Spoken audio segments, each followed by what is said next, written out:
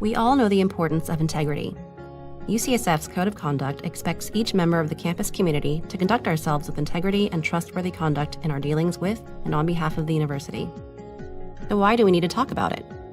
Because we need students to trust our instruction, sponsors to trust our research, and the California community to trust our solutions. There is one thing, though, that can quickly undermine the trust people place in what we do, and that is fraud. What is fraud?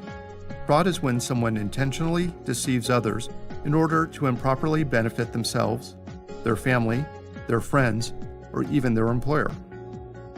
All fraud concerns us, but there are 3 types of fraud we want to discuss in particular. The first type is fraud committed by employees against the university. This generally involves employees improperly using the university's money or property for personal gain. Examples include employees submitting false time reports or travel and entertainment expense claims, selling university property on eBay or in other markets, purchasing supplies for personal use, and participating in schemes to award contracts to family members or friends. The second type of fraud involves employees falsifying, fabricating, or withholding information in an effort to make their unit's performance look better than it really is. Examples include not disclosing financial interests, fabricating research or changing research data, and intentionally submitting false documentation or improperly coding procedures to receive higher insurance reimbursements. The third type of fraud involves schemes perpetrated against the university by third parties. Third parties are people that aren't part of the university. Examples of this type of fraud include using fictitious email addresses to send emails that appear to be from UCSF's senior leadership to make purchases, illegally using employee P-card numbers, obtaining employee personal information or passwords through email phishing schemes, and using another person's insurance information to obtain medical care from the university. As you can see, fraud can occur just about anywhere. When it does, it damages the university's reputation and integrity and reduces our competitive advantage.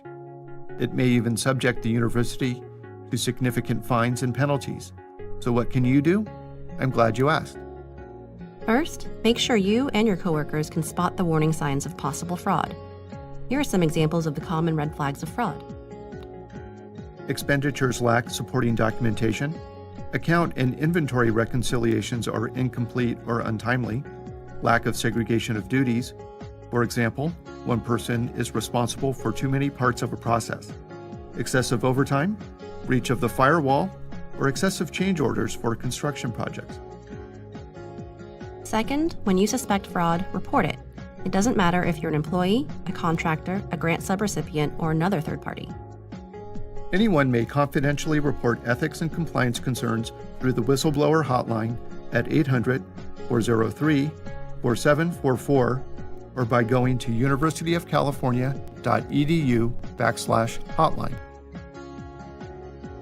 Finally, be a leader, act with integrity, and set the example for those around you. You can learn more about fraud prevention, awareness, and reporting at UCSF's fraud awareness webpage, fraudprevention.ucsf.edu. Remember, preventing and reporting fraud is everyone's responsibility.